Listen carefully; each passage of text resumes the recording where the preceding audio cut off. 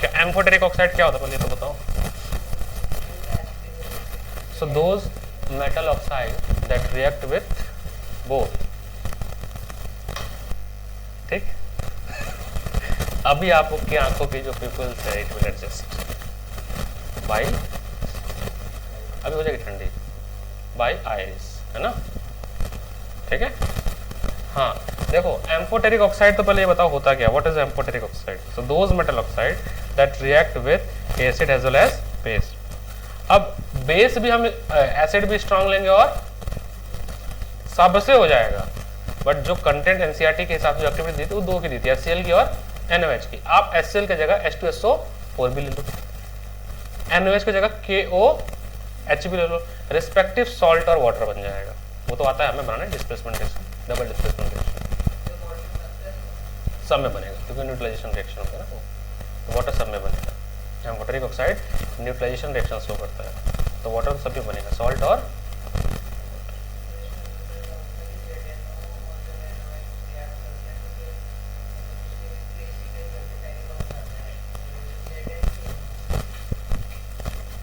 क्या है, फिर से बोलो क्या क्या क्या बोले क्या। एक सेकंड में लिख लेता हूँ। जिंक ऑक्साइड प्लस, तो सोडियम जिंकेट बनता है ना, फॉर्मूला है सोडियम जिंकेट, सोडियम पहले आ जाएगा ना, कोई रूल नहीं है, आयंस दोनों है, कोई रूल्स नहीं है ये सब कुछ। देखो वैसे जनरली हम क्या पढ़ते हैं, पॉजिटिव आयन पहले लिखते हैं, नेगेटिव आयन बाद में लिखते हैं, वो तो आयनिक कंपाउंड लिखेंगे ना। अब चूंकि ये फॉर्मूला बन रहा है, नाम है सोडियम जिंकेट, सॉल्ट का ही नाम है, नमक का ही नाम है, तो तुम्हारा नाम क्या है, देविक है, तुम पहले लिखोगे ना, जैसा नाम प्रोनाउंस उसी तरह से इसका जो नाम है, ऐसा कोई रूल नहीं है इसका।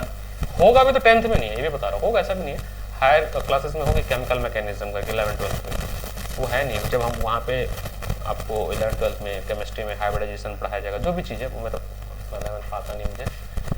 तो सोडियम पहले लिखेंगे, फिर देखो दोनों मेटल है ना, दोनों मेटल को हमने पहले लिख दिया। मेटल हम कोई भी फॉर्मूला जब लिखते हैं तो मेटल्स को पहले लिखते हैं, मेटल हमारा हमेशा पहले आता है और बाद में क्या आता है, नॉन मेटल। ये है ना तरीका तो लिखने का, तो वैसे कर लिया हमने, दोनों मेटल को एक साथ लिख दिया।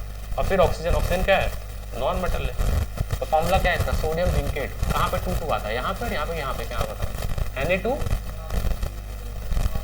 यहाँ आता है कि यहाँ आता है, यहाँ पे पक्का चेक करो, इसका नाम है सोडियम जिंकेट।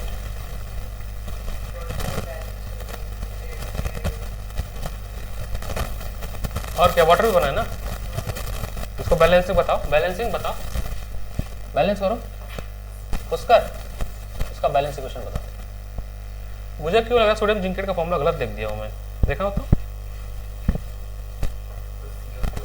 नहीं CO तो नहीं होगा, कार्बोनेट तो नहीं होगा, होगा तो सही लिखा है एम्फोटेरिक ऑक्साइड। ये बैलेंस्ड है, हाँ ठीक लिखा है, सोडियम जिंकेट सही लिखा है।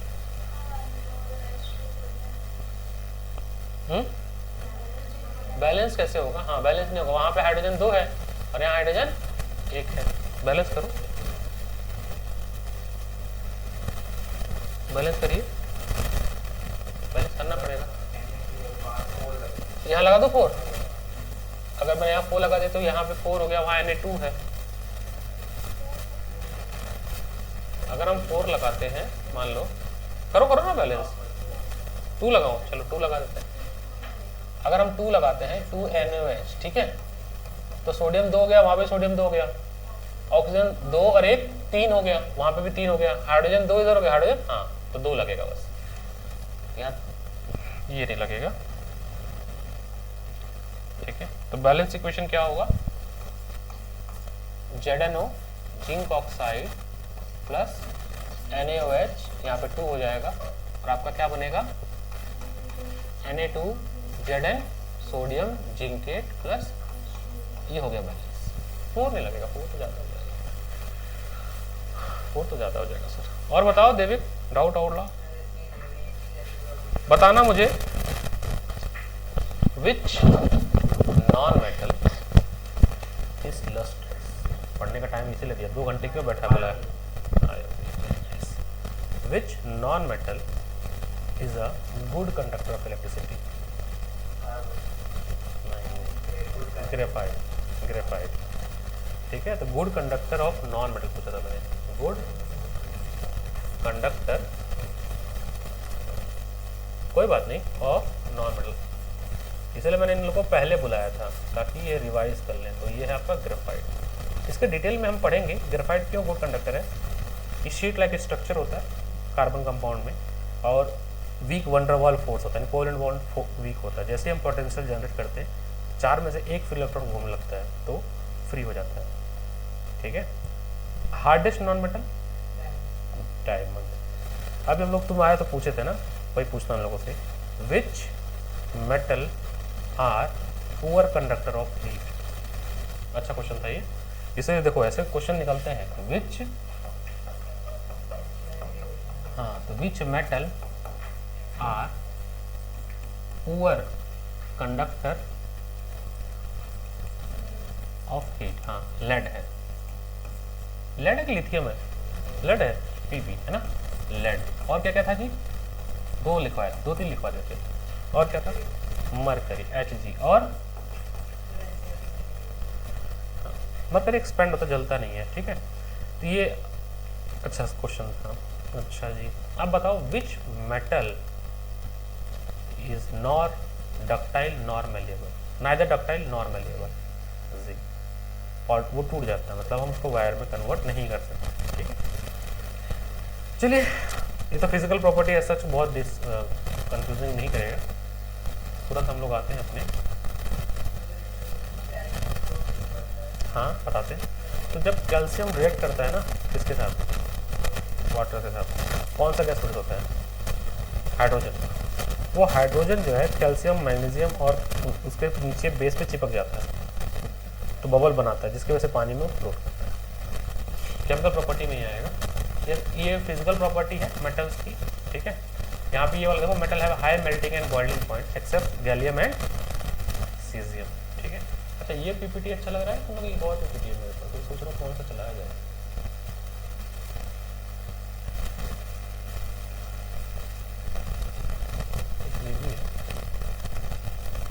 बस देखने में अच्छा, उसमें इन्फॉर्मेटिव ज़्यादा है, तो फ्लो चार्ट वाइज में। तो यहाँ पे एक्सेप्शन वगैरह लिखा हुआ है, देखो यहाँ पे लिखा हुआ है PbHg as a poor conductor of heat. Pb means lead, Hg1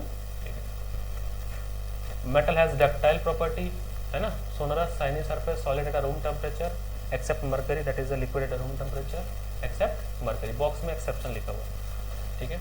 ductile, malleable, sodium can be cut with the knife, exceptions, ठीक है, एक्सेप्शन है, क्योंकि हार्ड होता है ना, सोडियम क्या होता है, हार्ड होता है, नहीं सॉफ्ट होता है। अभी मेटल्स आर जनरली हार्ड और solid, but sodium can cut with knife.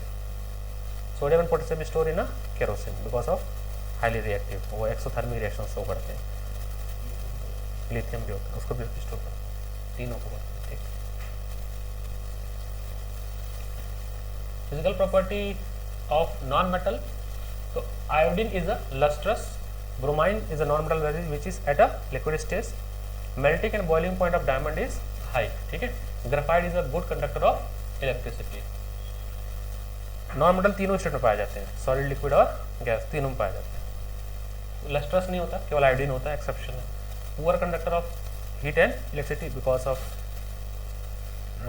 Electron present नहीं, फ्री इलेक्ट्रॉन प्रेजेंट नहीं, तभी तो बैड कंडक्टर होगा इलेक्ट्रिसिटी के, ग्रेफाइट को छोड़ते हैं, ठीक है। ब्रिटल मतलब इजी टूट जाते हैं, डक्टाइल नहीं होते हैं, नॉन मेलेबल होते हैं, लो डेंसिटी होती है और लो मेल्टिंग पॉइंट होता है एक्सेप्ट ग्रेफाइट। ग्रेफाइट के मेल्टिंग पॉइंट सबसे टफ ज़्यादा होता है बिकॉज ऑफ उसका स्ट्रक्चर है, हेक्सागोनल स्ट्रक्चर है, स्ट्रॉन्ग कोवेलेंट बॉन्ड फोर्स है।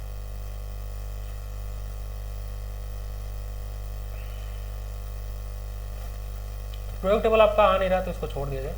जितने प्रयोग टेबल में आप ऐसे समझ लो, जो इस तरफ है मेनली सभी मेटल है, इस तरफ है नॉन मेटल, बीच में मेटलॉइड्स आते हैं। प्रयोग टेबल वैसे आपके सिलेबस से डिलीट हो गया, बट जो जनरल प्रयोग टेबल का डिज़ाइन है कुछ ऐसे है।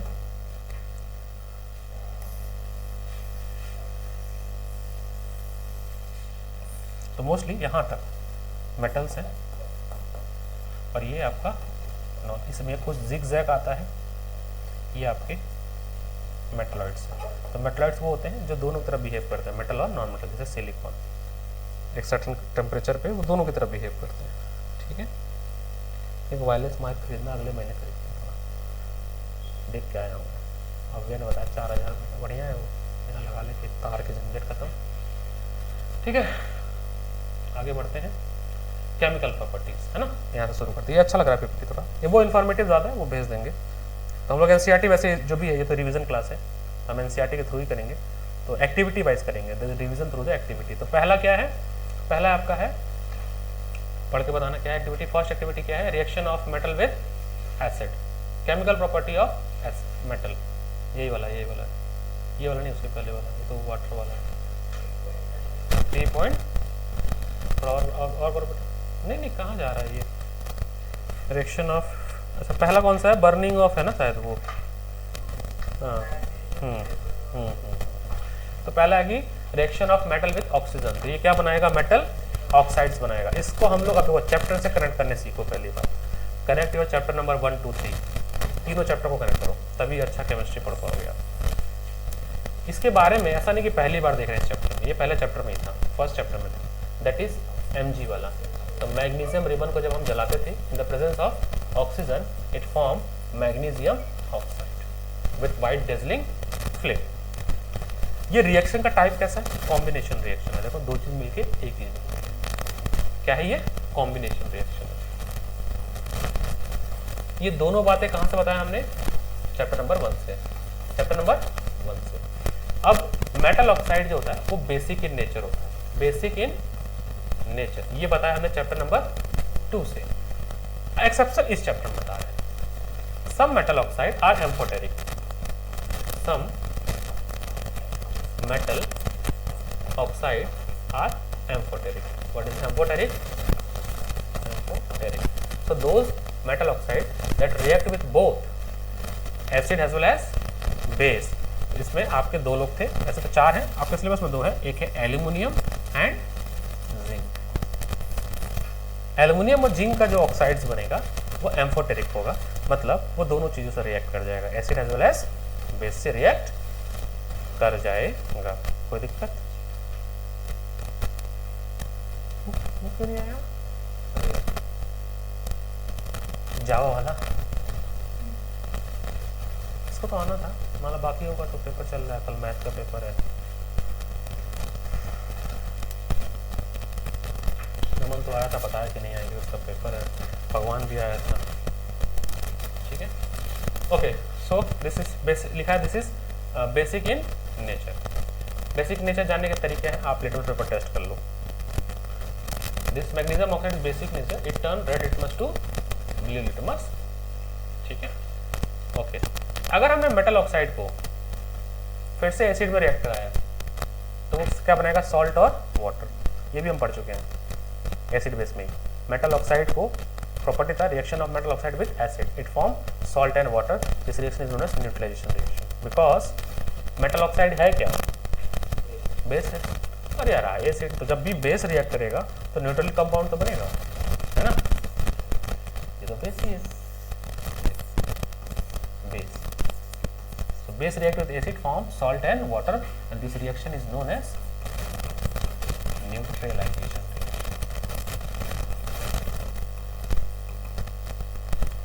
ठीक है, वहाँ लिखा हुआ है ZnO Al2 Al2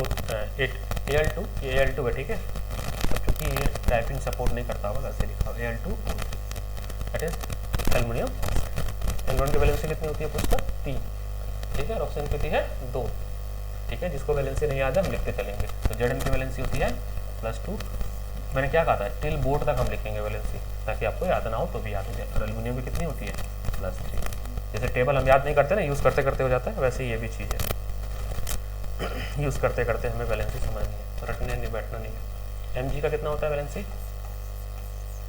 +2, हाइड्रोजन की +1, क्लोरीन की -1, कॉपर की +2। कितनी वैलेंसी यहाँ डिस्कस हो गया, ठीक है। तो metal oxide basic in nature होता है, सॉल्ट और वाटर बनाता है, ठीक है। But some metal oxide are both acid as well as base, that are amphoteric oxide, यहाँ लिखा हुआ लास्ट। अब क्वेश्चन लिखा हुआ है कि prove that zinc oxide is amphoteric oxide. आपको प्रूव करना है कि जो जिंक ऑक्साइड है वो एम्फोटेरिक करा दो एसिड और बेस से, एक बार एसिड से कराओ, एक बार बेस से कराओ, दोनों में कंपाउंड बन रहा है, तो इसका मतलब क्या है, वो एम्फोटेरिक है। ठीक है, MgO react with HCl form MgCl2 plus water, CuO react with HCl it form Cl2H2। तो हैबिट ही होता है कि बैलेंस ही लिखो, लेकिन अब नहीं हो पाता तो उसको क्या कर सकते हैं। ठीक है, और इसमें शायद छूट गया, चलो हम लोग अपना उसको पढ़ते हैं, NCERT के हिसाब से चलते हैं। नेक्स्ट क्या था, नोटपैड इसका कहाँ है, नोटपैड को नेक्स्ट है आपका what happen with metal react with water. ये इंपॉर्टेंट क्यों है, बताता हूँ क्यों। ये इंपॉर्टेंट इसलिए है क्योंकि इसमें 3 तरह के वाटर लेंगे हमें, ठंडा पानी, गर्म पानी और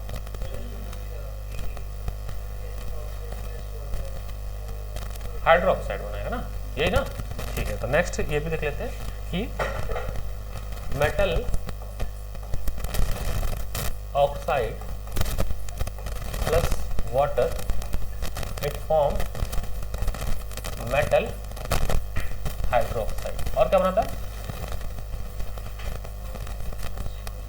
एग्जाम्पल कोई मेटल ऑक्साइड, सोडियम ऑक्साइड है ना, sodium oxide react with H2O it form sodium hydroxide, sodium balance कर लो इसको, आज गिराएगा।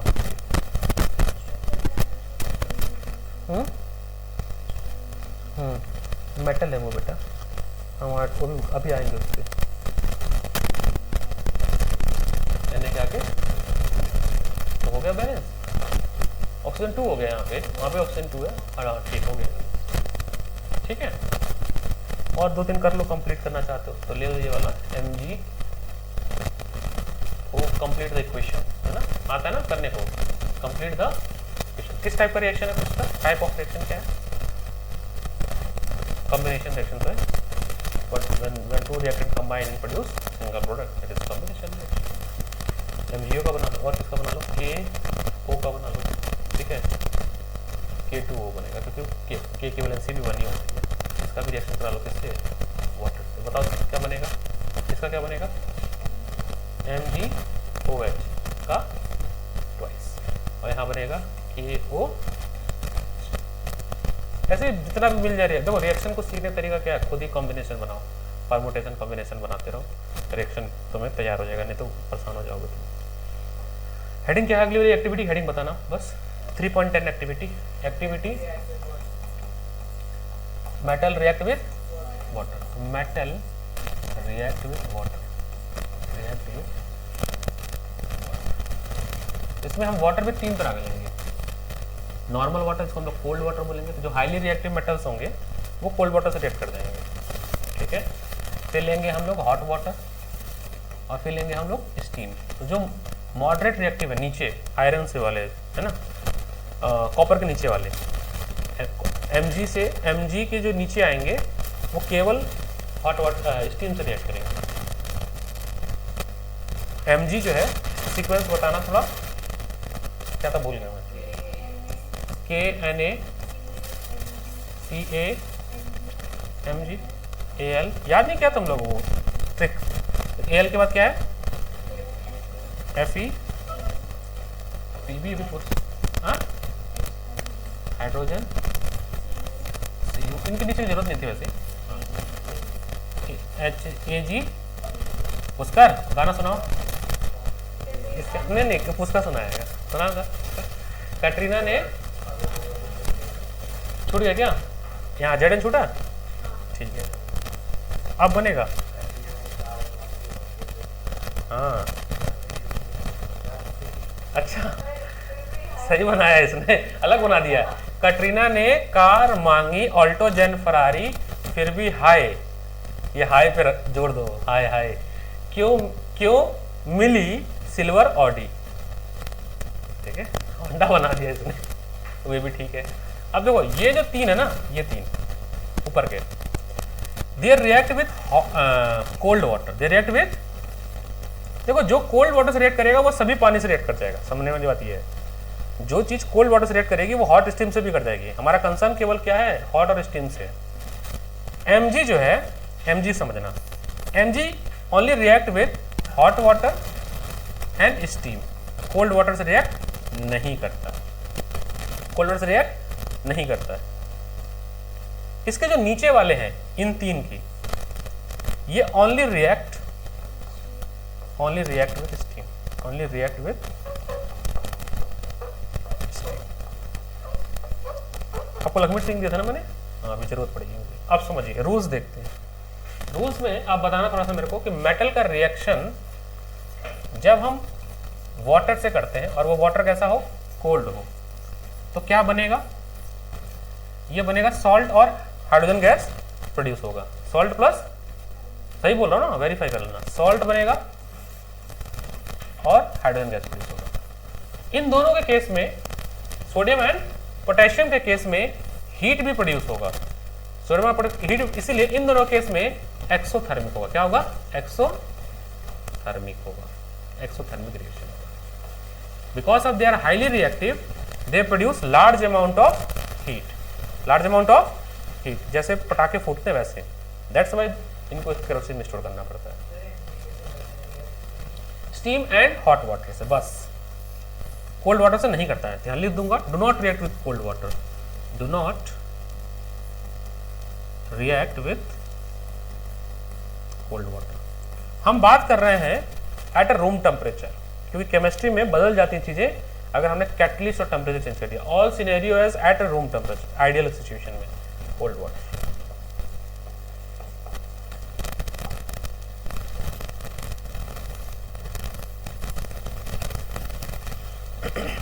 ठीक है,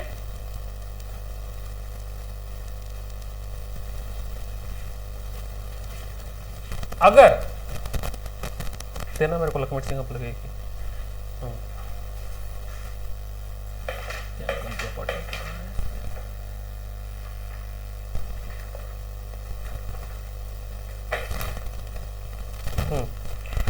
तो सॉल्ट नहीं बनेगा, वही वेरीफाई करना था। मेटल हाइड्रोक्साइड बनेगा। क्या बनेगा, यही करेक्शन देखो, मैं इसे बताता हूँ, सॉल्ट नहीं बनेगा। क्या बनेगा, मेटल हाइड्रोक्साइड बनेगा, metal hydro oxide, metal hydroxide बनेगा।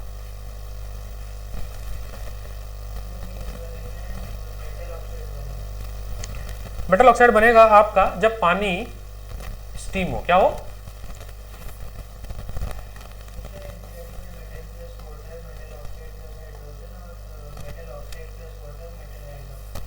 मेटल, क्या बोले, फिर से बोलो, मेटल ऑक्साइड नहीं बात कर रहा हूं मैं,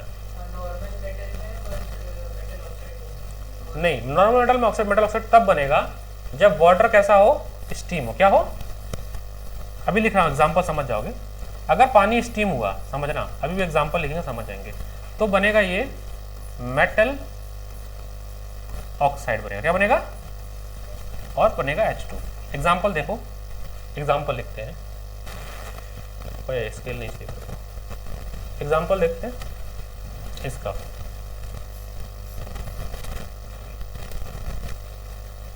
मेटल लेते हैं सोडियम। क्या, सोडियम, इसका रेट करेंगे हम लोग वाटर से। यहाँ पे वाटर कैसा है, कोल्ड है, तो बनेगा सोडियम हाइड्रोक्साइड। क्या बनेगा, और बनेगा H2, और क्या बनेगा, लार्ज अमाउंट ऑफ हीट। ये रिएक्शन लिखा है बुक में, देख लो, metal plus water react form metal hydroxide. अब लेते हैं हम लोग स्टीम वाला, मतलब वी टेक Fe। क्या लेते हैं, Zn ले लेते हैं। चलो let's take, next is Zn।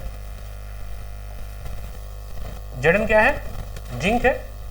Zinc को रिएक्ट किया वाटर से, बट वाटर कैसा है इस समय, स्टीम है। क्या है, स्टीम है, तो ये बनेगा zinc oxide plus H2। No heat produce, मतलब एक्सोथर्मिक नहीं है ये, प्लस हमें हीट करना पड़ा, तो ये रिएक्शन कैसा बन गया, एंडोथर्मिक। कैसा बना, एंडोथर्मिक। तो ये रिएक्शन हो गया आपका एंडोथर्मिक, क्योंकि हमें हीट, पानी गर्म करनी पड़ी ना, तो पानी हमने गर्म करना पड़ा, हमें यहाँ पे वार्म वाटर लाना पड़ा, hot water.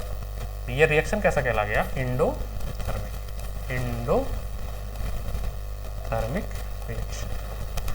What is endothermic reaction? The reaction in which heat is supplied at a reactant side. What is exothermic reaction? The reaction in which heat is produced at product side. Simple. ये वाला जो Na वाला है, this is exothermic reaction. Is it clear?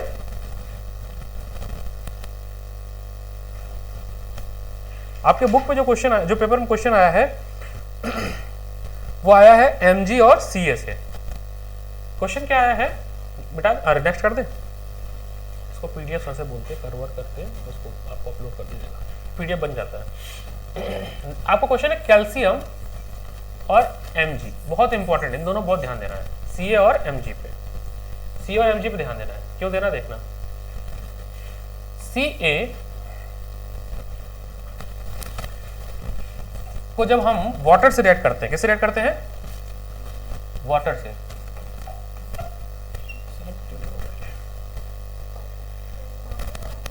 Normal, हाँ calcium normal water से हो जाता है, ठीक है, नॉर्मल वाटर। तो ये बनाता है कैल्शियम हाइड्रोक्साइड, और क्या बनाएगा? H2। ये नहीं करेगा हीट, बस 2 ही लोग करेंगे, ठीक है, हीट केवल 2 ही लोग करेंगे, K और Na।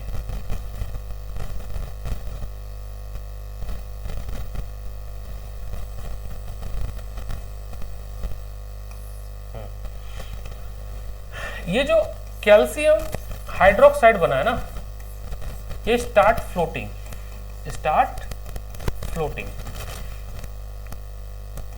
फ्लोटिंग स्पेलिंग क्या होती है? अरे नहीं, W नहीं, FLOA होता है, floating in water, in W का, इन फ्लोटिंग इन वाटर। होता क्या है कि जो कैल्शियम आपने डाला था ना, ये जो हाइड्रोजन प्रोड्यूस हुआ है वो इसके लेयर यहाँ बेस पे आके चिपक जाती है, hydrogen in the form of bubble, और यहाँ पे क्या है? वाटर है, बहुत सारा वाटर, ये फ्लोट होना शुरू। क्वेश्चन घुमाएगा क्या कि जो mg है ये भी फ्लोट होती है, बट ये फ्लोट तब होगी जब वाटर कैसा होगा? Warm water.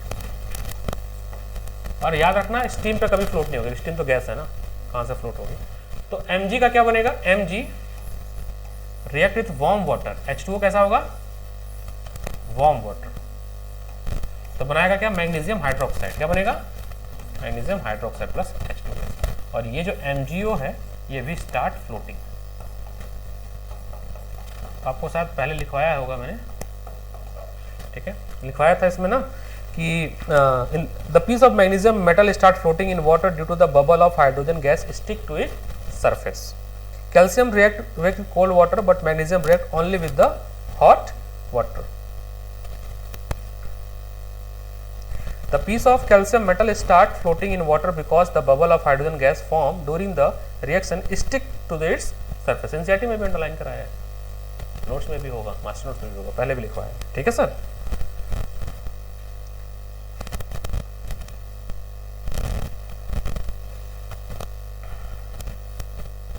ठीक है, बाकी जो एल्युमिनियम है, जिंक और आयरन, ये तीनों रिएक्ट करेंगे किससे?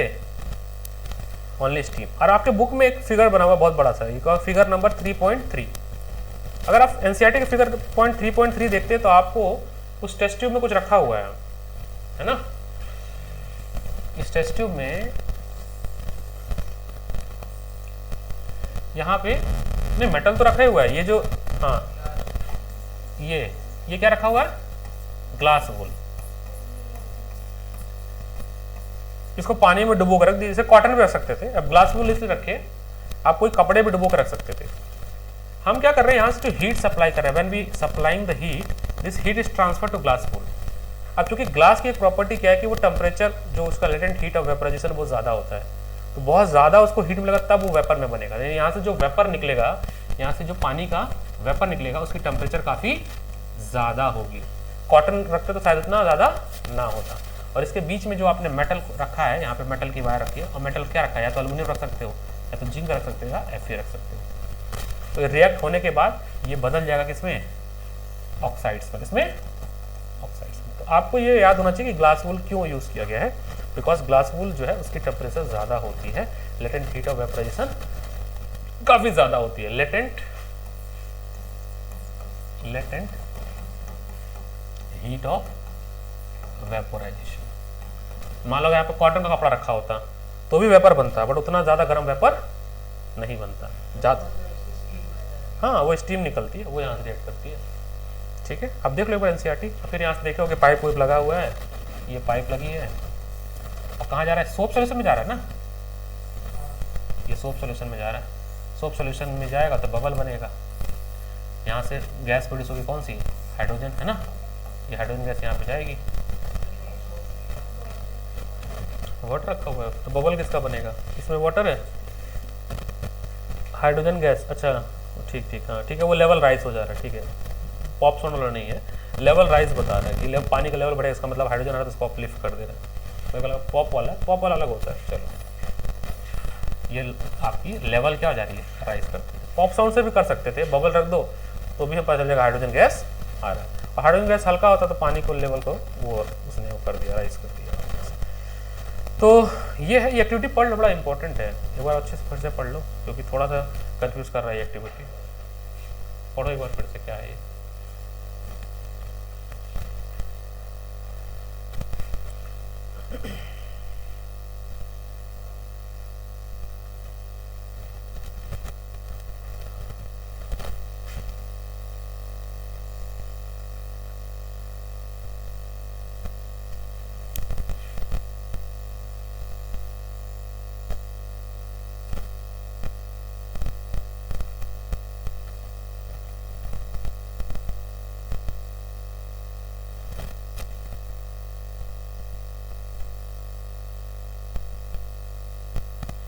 So we have लिखा the reactivity of different metal with water is different. Sodium and potassium react violently with cold water to form sodium hydroxide and hydrogen gas and catch fire, क्योंकि exothermic जल भी जाता है वो।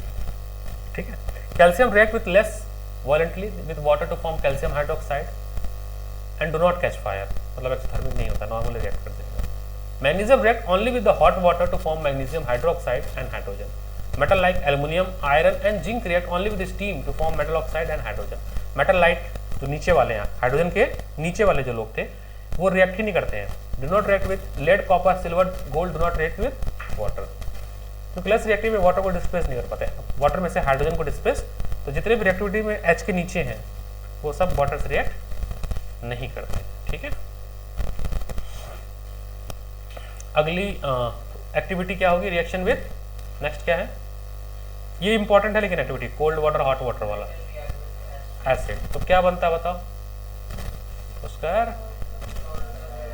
Salt और hydrogen. इसमें वही एक्सेप्शन वही आएगा ना, इसमें क्या आ जाएगा? एक्सेप्शन है कोई? HNO3 वाला है। क्या है? HNO3 वाला है, हाँ है ना एक्सेप्शन, HNO3 वाला है।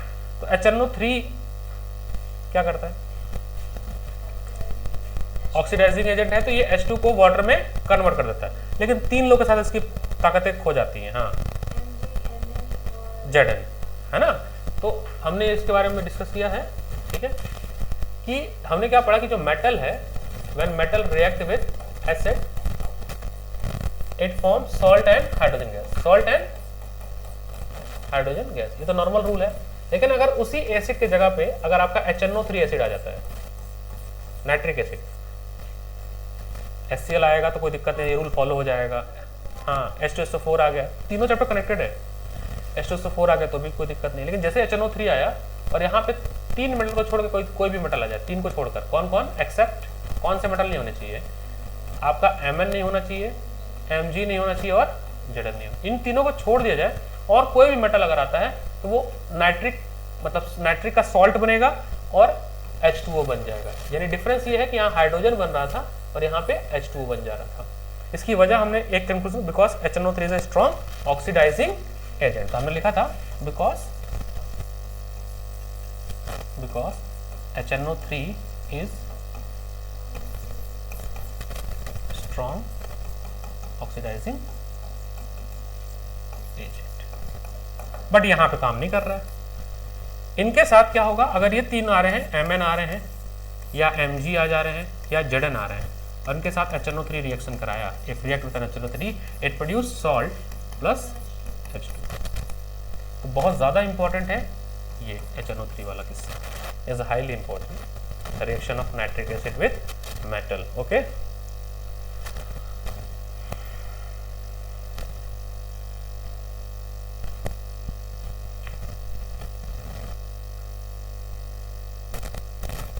ठीक है पुष्कर, इसे क्लियर? देवी देखो तुम्हारे लिए क्लास लगाई गई हाईली डिमांड पे। ये तो लाइव वो बोला, बायो बोल रहा था, तो बायो बोला था ना रिवाइज कराने के लिए। ऐसे फीचर कहाँ मिलेगा? ये फीचर यही मिलेगा ना कि जैसे जैसे बच्चों का, इसका पेपर पहले था 2 दिन बाद ही है, तो हमने कहा इनका ही पहले डिमांड सुनना, बाल भारती वालों की जो होगी, फिर सलमान की होगी तो सलमान की डिमांड सुननी जाएगी, सीक्वेंस वाइज सुनना सबका डिमांड। हाँ बोलो। हाँ, गैल्वेनाइजेशन में होता क्या है कि हम किसी मोर रिएक्टिव मेटल पे, मान लो मेरा आयरन का ये ब्लॉक है, ये इस पर रस्ट लगेगा, तो इस पर किसी लेस रिएक्टिव मेटल की लेयर चढ़ा दूँ। जैसे ये मेरा डोर हैंडल, ये मेटल है बट उस पर जो लेयरिंग है जिस चीज़ की, आई थिंक पता नहीं किसकी होगी, वो लेस रिएक्टिव मेटल है जिससे रस्ट नहीं लगेगा। तो करते कैसे? एक प्रोसेस होता है, इलेक्ट्रोलाइसिस प्रोसेस होता है। इन गैल्वेनाइजेशन हम करते क्या है? We apply a layer of less reactive metal on the more reactive metal, so that जैसे साइकिल का पहिया लोहे का होता है और उस पर लेयर होती है किसी लेस रिएक्टिव के साथ, सिल्वर या जिंक की होती है। जैसे मेरा ये इसका हैंडल, टैप वाटर, टैप का हैंडल है ना, इन सब पर किसी न किसी का लेयर होता है। बहुत जगह पे एल्युमिनियम की लेयर होती है क्योंकि एल्युमिनियम लेस रिएक्टिव है, ठीक है। कहीं कहीं पे सिल्वर की भी होती है, बट कुछ एलॉय होते हैं, मेरे को याद नहीं आ रहा, भूल गया मैं, उनकी लेयरिंग कर देते हैं। उस प्रोसेस को बोलते हैं गैल्वेनाइजेशन। जो थ्योरी यही है कि जैसे मान लो मोर रिएक्टिव है, इसके ऊपर किसी लेस रिएक्टिव मेटल की लेयर चढ़ा दो, ठीक है। जितनी भी बाइक्स बनती हैं, जो भी ऑटोमोबाइल्स बनती हैं, उन सब पे गैल्वेनाइजेशन के थ्रू ही हम कोई लेयर चढ़ा देते हैं। पेंटिंग भी तरीका है, but painting is not a galvanisation, तो अलग तरीका, पेंट कर दिया। तो गैल्वेनाइजेशन हम रस्टिंग से बचाने के लिए या कोरोजन से बचाने के लिए करते हैं। इट इज अ प्रोसेस, ठीक है। नेक्स्ट देखिए, नेक्स्ट क्या था प्रॉपर्टी? हाँ, डिस्प्लेसमेंट रिएक्शन है ना, वो तो क्या है? डिस्प्लेसमेंट रिएक्शन है, डबल डिस्प्लेसमेंट रिएक्शन। आपका सॉल्ट बन जाएगा, ठीक है, जो मोर रिएक्टिव होगा वो क्या करेगा? डिस्प्लेस कर देगा, ठीक है।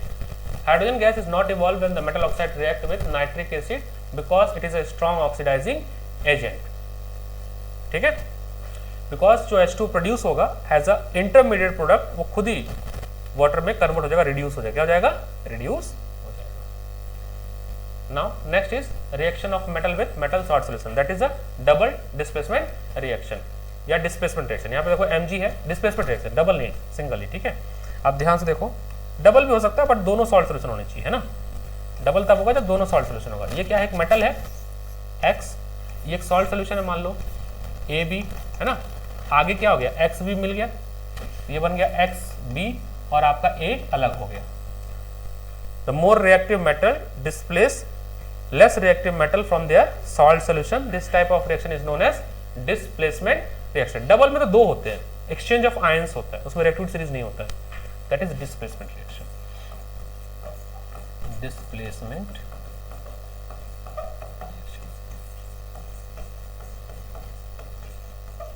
डबल डिस्प्लेसमेंट में क्या होता है? ये पेपर में आता है ना question, difference between double displacement and displacement. So double displacement reactivity का कोई लेना देना नहीं है, उसमें क्या होता है? एक्सचेंज ऑफ आयंस होता है। और डिस्प्लेसमेंट में रिएक्टिविटी सीरीज का लेना देना है। The more reactive Mg is more reactive than Cu, तो इसने डिस्प्लेस कर दिया। फर्स्ट चैप्टर में पढ़ा हमने, कलर चेंज भी पढ़ा हमने, ठीक है। आयरन देखो CuSO4 आपका बन गया FeSO4 और Cu। तुम लोग कलर तो याद कर लो, Cu का कलर क्या था? रेड ब्राउन, CuSO4 का ग्रीन होता है, अरे ब्लूइश होता है। FeSO4 का कैसा कलर होता है? ग्रीनिश टाइप कलर में होता है, ठीक है। कलर याद रख लेना, अगर याद हो जाए तो बेटर होगा, तो क्वेश्चन में कलर बनता है ना। तो देखो ये एक्टिविटी दी गई है, ये रिएक्टिव सीरीज हम लोगों ने याद कर लिया, ठीक है। Less reactive, okay. How metal and non metal react, यहाँ पे हम पढ़ते थे electronic dot structure. So metal and non metal react with each other and the type of bond form is known as ionic bond. तो ये तुमसे पूछना चाह रहा है आयोनिक बॉन्ड के बारे में। क्या? आयोनिक बॉन्ड के बारे में।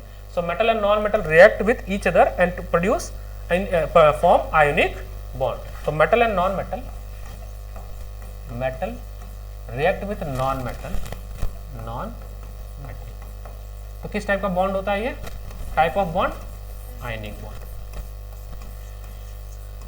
आयनिक बॉन्ड बनता कैसे? Ionic bond formed by the transfer और gain of electron. It form by transfer और गेन ऑफ इलेक्ट्रॉन। अच्छी बात क्या क्या है इसकी, गुड कंडक्टर ऑफ इलेक्ट्रिसिटी, क्योंकि आयंस बन जाता है, melting and boiling point high होता है, सिंपल सी बात है, हाई इसलिए होता है क्योंकि स्ट्रॉन्ग मॉलिकुलर फोर्स होता है इनके बीच में, और गुड कंडक्टर क्या होता है क्योंकि जैसे हम इसको एक बार सोल्यूशन में डालते हैं दे फॉर्म आयंस। तो हम बनाते हैं इसका डॉट स्ट्रक्चर। सोडियम लेंगे, सोडियम के पास कितना इलेक्ट्रॉन है, एक है, डॉट बना दिया, ये वैलेंस इलेक्ट्रॉन है उसके आउटर सेल में, ठीक है। क्लोरीन के पास कितना इलेक्ट्रॉन है आउटर सेल में, 6, 1 2 3 4 5 6 7 7 है ना, ठीक है, क्योंकि इसका एटॉमिक नंबर 11 है, इसका 17 है, ठीक है। इसको तोड़ेंगे तो टूटेगा 2, 8, 1, ये टूटेगा 2, 8, 7, ये एक इलेक्ट्रॉन इसको ऐसे दे देगा। किसकी कॉपी चेक कर रहा था, गड़बड़ हो रहा था, ये किसी का चेक किया, ये गड़बड़ हुआ है एरो वाला, किसी का तो हुआ है, ठीक है। तो ये बन गया आपका कितना, सोडियम में कितना इलेक्ट्रॉन दिया, एक, आप इस ऊपर लगाना बेटर होगा, यहाँ नहीं लगाना, ठीक है।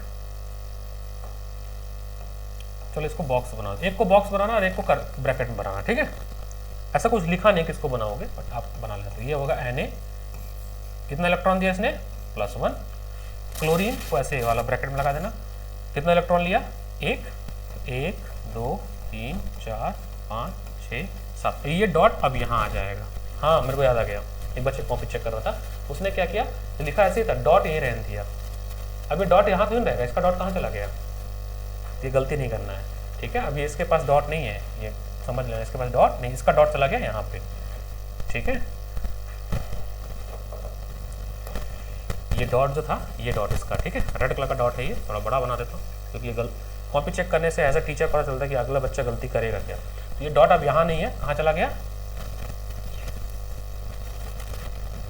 याद रखना ये बात, तो नंबर कट जाएगा यहाँ पर डॉट अगर लिख दिए तो, ठीक है। MgCl2 का बनाओ, कोशिश करो, MgCl2, draw the structure of MgCl2।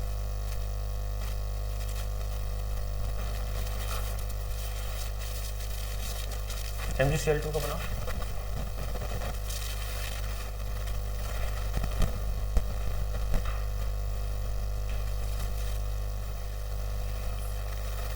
MgCl2 है ना।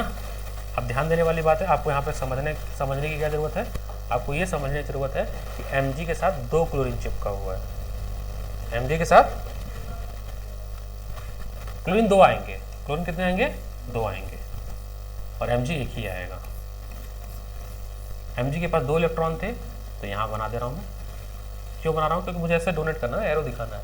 इसके पास 7, 1 2 3 4 5 6 7, 1 2 3 4 5 6 7, 1 इलेक्ट्रॉन इसको दिया, 1 इलेक्ट्रॉन इसको दिया, एरो बीच में प्लस सिंबल, ठीक है। उसके बाद Mg ने कितने इलेक्ट्रॉन दिए सर, 2 दिए, तो इस पे आएगा +2। कितने क्लोरीन, 2 क्लोरीन, तो आप 2 क्लोरीन इधर लिख सकते हो, या बेटर है आप इधर 2 मल्टीप्लाई कर दो, यहाँ पे हमने 2 मल्टीप्लाई कर दिया, और एक क्लोरीन ने एक ही लिया था ना, तो एक लिया, और 1 2 3 4 5 6 7, और एक ही जो इसका था यहाँ पे आ गया। ये भी एक तरीका सही है, किसी को लगता है ऐसे नहीं लिख के हम ऐसे लिखेंगे, Mg लिखेंगे +1, और एक क्लोरीन आप यहाँ लिख सकते हो, और एक क्लोरीन आप यहाँ लिख सकते हो, -1, एक डॉट यहाँ, एक डॉट यहाँ, बाकी 1 2 3 4 5 6 7, 1 2 3 4 5 6, कोई दिक्कत नहीं है, कोई नंबर कटेगा नहीं, बट मोर प्रेफरेबल क्या है, फर्स्ट। पूछो, क्वेश्चन मार्क है, पूछो, समझ आ रहा ना, करा देंगे बायो, गुस्सा नहीं होना। मैंने डाउट लिया था कि था वही सर, करा देना तो मैंने, तो इलेक्ट्रॉनिक डॉट स्ट्रक्चर से एक क्वेश्चन आएगा आपको, ट्रस्ट में। और मैंने शायद मेटल एंड नॉन मेटल का कुछ वर्कशीट वगैरह दिया था, मॉडर्न स्कूल का भी दिया था, तो मैं नहीं दिया होगा तो चेक करना, आई विल रीसेंड वर्कशीट, ठीक है। नेक्स्ट, हाँ इसका भी दे देंगे, है मेरे पास, मैं करा देंगे।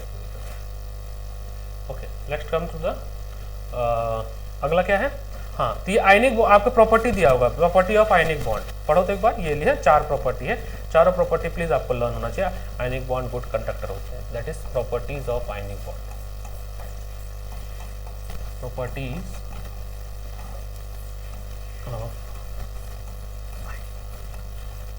आप नेक्स्ट चैप्टर में कार्बन कंपाउंड में आप एक और खास तरह का बॉन्ड पढ़ोगे, जैसे दैट इज कोवेलेंट बॉन्ड, तो हम उसमें डिस्कस करेंगे, अभी नहीं करेंगे, ठीक है।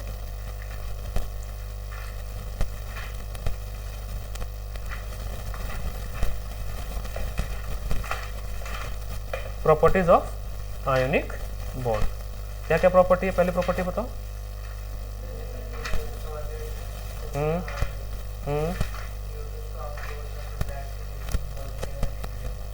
और ionic compound crystalline solid structure के होते हैं, जैसे कि नमक होता है, क्रिस्टलाइन स्ट्रक्चर होते हैं। सॉल्युबल वाटर होते हैं, इनसॉल्युबल इन ऑर्गेनिक, जैसे बेंजीन, केरोसिन, इसमें घुलता में नहीं है। आयनिक कंपाउंड जो नमक है, नमक को केरोसिन में डाल दो, घर पे केरोसिन होगा, नमक भी होगा, दोनों डाल देना, नहीं घुलेगा। कोशिश करना, मैं सोचूंगा अगली बार मैं कराऊँ, विकास सर से बोलूँ थोड़ा ले आए नमक वमक। सो अगर आपने केरोसिन लिया, ठीक है, केरोसिन और इसमें नमक डाल दिया, क्या डाल दिया, कोई ऑयल ले लो तो भी नहीं घुलेगा। नमक और ऑयल ले लो, घर पे है ना सरसों का तेल, नहीं घुलेगा। तो सॉल्वेंट में, ऑर्गेनिक सॉल्वेंट में नहीं वो डिजॉल्व होता है, लेकिन पानी में डिजॉल्व हो जाता है, ठीक है। इलेक्ट्रिक गुड कंडक्टर होते हैं, बिकॉज जैसे ही हम इसमें एक्वा सोल्यूशन देते हैं, जैसे हमने NaCl लिया, हमें इलेक्ट्रिसिटी करनी है ना, तो NaCl को जैसे थोड़ा सा पानी मिलेगा तो वो टूट जाएगा, Na प्लस और Cl माइनस, आयन से प्रोड्यूस हो गया तो इलेक्ट्रिसिटी कंडक्ट कर जाएगा। Melting and boiling point strong होता है बिकॉज इंटरमोलिकुलर फोर्स। ये जो NaCl बनता है ना, इसको ऐसे दिखाते हैं, Na ने एक इलेक्ट्रॉन दिया है ना, क्लोरीन ने एक इलेक्ट्रॉन लिया है ना, तो इसके बीच में बॉन्ड बनती है सिंगल, क्या बनती है, सिंगल, इसको हम लोग बोलते हैं सिंगल बॉन्ड। और ये स्ट्रांग, बहुत ज़्यादा स्ट्रांग होती है, बहुत ज़्यादा स्ट्रांग होती है, इसलिए टूटती नहीं है। पढ़ेंगे इसके बारे में और भी चीज़ें कभी जीवन में आया तो। और क्या था, हो गया ना सब। अब नेक्स्ट क्या है, नॉन मेटल। नॉन मेटल के केमिकल प्रॉपर्टी में कितने हैं, नॉन मेटल में केमिकल प्रॉपर्टी ज़्यादा है नहीं ना। एक तो वही था आपका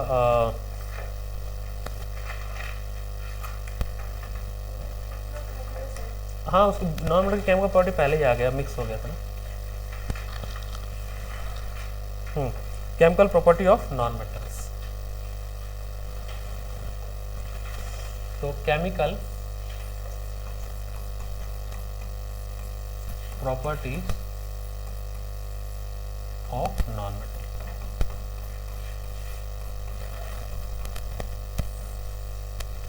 पहला वही है कि रिएक्शन ऑफ नॉन मेटल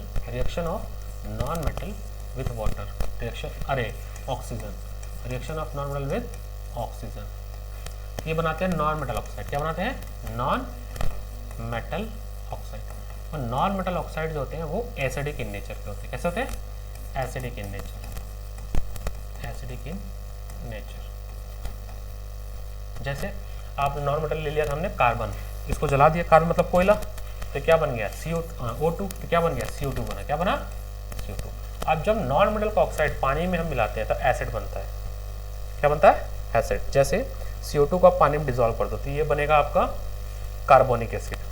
ये जो CO2 है ना, कार्बन डाइऑक्साइड को अगर हमने पानी में मिला दिया, पानी कहाँ से मिलेगा, नेचर में मिलेगा। कोयला जलाया हमने, हवा में थी, CO2 भी गैस बना, ये भी हवा में चला गया, और हवा में पहले से CO2 है, बारिश हो गई, थोड़ी सी बारिश हुई तो पानी मिल गया, एसिड रहे, तो बन जाएगा कार्बोनिक एसिड। क्या बनेगा, carbonic acid, H2CO3, carbonic acid. हाँ, ये गैस है, ये गैस है, ठीक है, ये लिक्विड है, ये भी लिक्विड है, ये सॉलिड है, ये गैस है और ये भी गैस है, ठीक है। ऐसे सल्फर है, इंडस्ट्री में इंडस्ट्रियल वेस्ट है, सल्फर को जलाया तो सल्फर डाइऑक्साइड बनेगा, क्या बनेगा, सल्फर डाइऑक्साइड बनेगा। देखिए sulphur, next is sulphur is also non metal, burn in presence of oxygen, it produce sulphur dioxide. Sulphur ये गैस है, नेचर में H2O था, पानी था ना, तो ये अब एसिड बनाता है, सल्फरस ऑक्साइड, H2SO3, 4 नहीं, H2 SO3, 4 नहीं, that is sulphurous oxide, sulphurous acid, sulphurous acid. यही सब वजह है जिसकी वजह से आपका एसिड रेन होता है। ठीक है, ये येलो कलर का होता है, बार बार दिया है बुक में, तो सल्फर जो होता है येलो कलर का होता है, येलो कलर, ये सॉलिड ही है। सल्फर क्या है? Non metal, solid non metal. Non metal do not react with water. कोयले को डाल दो पानी में, रिएक्ट करेगा? अगर करता ना तो कोयले की स्मगलिंग नहीं होती। तो पता कोयले की स्मगलिंग कैसे होती है? वो देखा तुमने मूवी, अरे हमारे जो दोनों लड़के हैं, रणवीर कपूर और वो एक और रणवीर सिंह और वो अर्जुन कपूर की मूवी आई थी, प्रियंका चोपड़ा का, तो कोयले की स्मगलिंग चोरी करते थे सब, तो भूल गया वैसे। तो कोयले की चोरी, कोयले में स्मगलिंग कैसे होती है? कोयला बहुत हल्का होता है और उसको स्मगलिंग कर, उसको मतलब करप्शन करने क्या करते हैं, उसमें पानी डाल देते हैं, वो एब्जॉर्ब कर लेता है, भारी हो जाता है कोयला। तो जब वेट करोगे, मान लो 10 किलो कोयला सो पानी डुबो दो, तो 15 किलो का वेट देगा, 5 किलो का प्रॉफिट हो गया तुमको, बेचने वाले को। फिर तुम जब जलाओगे तो पानी डूब जाएगा। तो तुमने पैसा दिया 15 किलो का, बट कोयला कितना था? 10 किलो का। कोयला क्या है? नॉन मेटल है। कार्बन क्या है? नॉन मेटल है। तो non metal do not react with water, non metal do not react with water. So next is non metal do not react with water. So non metal do not react with water. कल छुट्टी है आप लोगों को? तो नहीं होगा, देखते कल पहले क्लास बनाता हूँ मैं। Non metal do not react with water.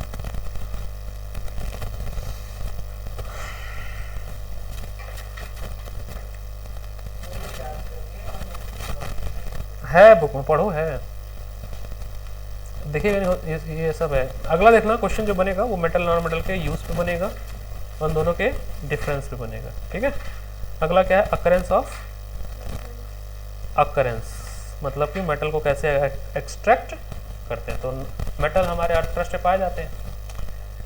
अगर लेस रिएक्टिव है तो फ्री स्टेट में पाए जाएंगे, और मोर रिएक्टिव है तो ऑक्साइड के फॉर्म में और इम्प्योरिटी फॉर्म में पाए जाएंगे किसी के साथ। तो दो हमने ज़्यादातर जो भी लास्ट क्लास भी पढ़ा था, तो सल्फाइड ओर था हमारे पास और एक था कार्बोनेट ओर था ना। तो सल्फाइड और उन दोनों को निकालने के लिए प्रोसेस हम दो अलग अलग पढ़े थे, एक कैल्सिनेशन पढ़े थे, एक रोस्टिंग पढ़े थे। तो कैल्सिनेशन में क्या करते हैं पता, भूल गया। रोस्टिंग में ऑक्सीजन रहता है कि नहीं रहता है? देख के बताओ। तो कैल्सिनेशन किस ओर के लिए यूज करते हैं? कार्बोनेट ओर के लिए, सल्फाइड ओर के लिए? सो कैल्सिनेशन जो है वो हम यूज करते हैं कार्बोनेट ओर के लिए। किसके लिए? कार्बोनेट के लिए। और in the absence of air heat करते हैं, ऑक्साइड बनता है, फिर इसको हम रिड्यूस कर देते हैं कार्बन से, तो हमें प्योर मेटल मिल जाता है। ठीक है, आ जाते हैं यार पीपीटी वाले पे, देखते हैं कि थोड़ा दोनों मिक्स करके पढ़ाएं, जल्दी हो जाए।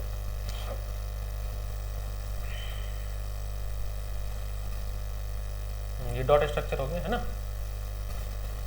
एनिक कंपाउंड के बारे में हो गया, प्रॉपर्टीज हमने डिस्कस कर ली थी, दे आर क्रिस्टलाइन सॉलिड वगैरह डिस्कस कर लिया।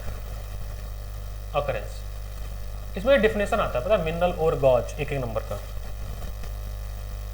सभी मिनरल और होते हैं, बट सभी और मिनरल, उल्टा बोल दिया मैंने, बताओ क्या सही है? मिनरल तो बहुत सारे होते हैं, सभी और मिनरल हो सकते हैं, बट सभी मिनरल और नहीं हो सकते, क्योंकि मिनरल हम उसी मिनरल को और बोलेंगे जिसका एक्सट्रैक्शन प्रॉफिटेबिलिटी हो, इकोनॉमिकल हो। मिनरल तो बहुत धरती पे है ना, राजस्थान में बहुत सारे यूरेनियम है, जाओ निकाल लो, बट टेक्नोलॉजी नहीं है हमारे पास, फिजिबल भी नहीं है। बट जिस मिनरल से हम मेटल निकाल सकते हैं प्रॉफिटेबिलिटी, वो ओर बन जाता है। क्या बनता है? और उसी ओर में जो इम्प्योरिटीज पाई जाती है, मिट्टी, डस्ट, अदर सब्सटेंस, उसको गॉज बोलते हैं। क्या बोलते हैं? तो अंग्रेजी याद कर लेना, इसका डेफिनेशन यू शुड रिमेंबर। जो लेस रिएक्टिव मेटल है, गोल्ड, सिल्वर वगैरह, ये तो लेस रिएक्टिव है, तो ये तो फ्री स्टेट में पाए जाते हैं। ठीक है, मेटल को एक्सट्रैक्ट करने के लिए 3 महत्वपूर्ण प्रोसेस से हम गुजरते थे। पहला, कंसंट्रेशन ऑफ ओर, मतलब मिट्टी उट्टी हटा दो, साफ कर लो ओर को भी अच्छे से साफ कर लो। जैसे आलू है, खेत में से निकाले, उसमें मिट्टी लगी थी, उसको मिट्टी को धुल दिया, कंसंट्रेशन और कर लिया। वैसे छिलका भी उतारोगे ना खाना बनाने के लिए, तो अभी मिट्टी जो धुल ली हो तुम, द वॉशिंग ऑफ सैंड और वो मिट्टी डस्ट, वो हो गया concentration of food, that is enrichment of food. उसके बाद रिडक्शन ऑफ मेटल, आप क्या करोगे, ऑक्साइड निकालोगे, उसको ऑक्साइड में गर्म करोगे, वही रिड्यूस करोगे, उसका ऑक्साइड बनाओगे, फिर ऑक्साइड करके रिड्यूस करोगे। अभी जो मेटल मिला वो भी प्योर नहीं है 100%, तो फिर क्या करोगे, प्यूरिफाई करोगे इलेक्ट्रोलाइसिस से। अच्छा, ये जो बीच में जो मेटल रिडक्शन ऑफ मेटल या इनरिचमेंट वाला प्रोसेस, इसमें जो हाईली रिएक्टिव मेटल थे इनका इनरिचमेंट कैसे करते थे, किस प्रोसेस से करते थे, इलेक्ट्रोलाइसिस से करते थे। ठीक है, ये रहा स्टेप्स, यहाँ लिखा हुआ है, steps involve in the extraction of metal from their ore. जो हाईली रिएक्टिव मेटल्स है उनका हम इलेक्ट्रोलाइसिस करते हैं मॉल्टन स्टेट में, सॉलिड में नहीं। मॉल्टन मतलब पिघला हुआ, जैसे पिघला दो। फिर अगर जो मॉडरेट रिएक्टिव है, जैसे जिंक और एल्युमिनियम वाले बीच के जो आ रहे थे, उनके दो तरह के ओर होंगे। अगर कार्बोनेट ओर है तो कैल्सिनेशन यूज करेंगे, सल्फाइड ओर है तो रोस्टिंग यूज करेंगे। इन दोनों से मिलेगा आपको ऑक्साइड, उनका जिंक ऑक्साइड मिला, एल्यूमिनियम ऑक्साइड मिला, तो एक कार्बन से रिड्यूस कर देंगे, तो कार्बन डाइऑक्साइड गैस बन टूट जाएगा। ठीक है, और आपको मिल जाएगा प्योर मेटल, फिर उसको हम रिफाइन करेंगे। ठीक है, अगर सल्फाइड ओर है, अच्छा जो लेस रिएक्टिव है, जो लो रिएक्टिव वाले थे, वो मरकरी और चीने वाला, वो तो लेस ही रिएक्टिव था ना, तो उसको बस एक बार रोस्टिंग करनी थी और फिर हीट कर देना था, तो आपको प्योर मेटल मिल जा रहा था। फिर रिफाइनिंग करनी पड़ी। सबसे लास्ट स्टेप क्या है, रिफाइनिंग। इसमें एक्सट्रैक्शन ऑफ मेटल भी तो इसमें जो दिया वो लो रिएक्टिव से किया, हम लोग हाई रिएक्टिव वाले से पढ़े थे। जब पहली बार हम लोग पढ़े थे तो हाई रिएक्टिविटी से पढ़े थे। क्या हुआ देविक, हो गए तुम और पढ़ रहे हो?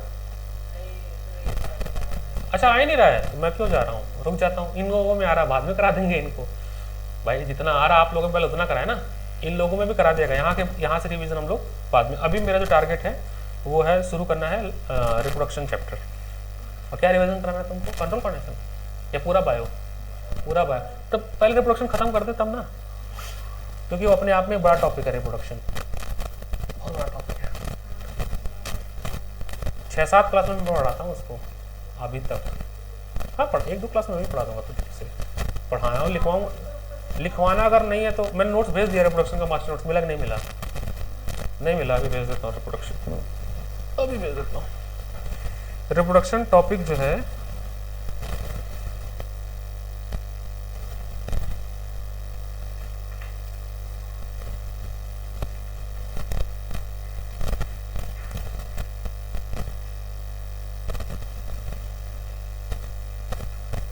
हाँ सर, एक सेकंड सर।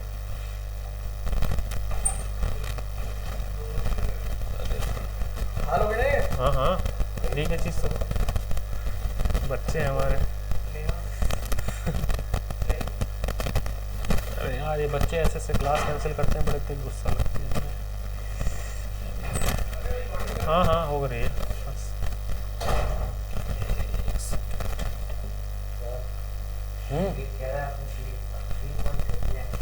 कौन सी एक्टिविटी?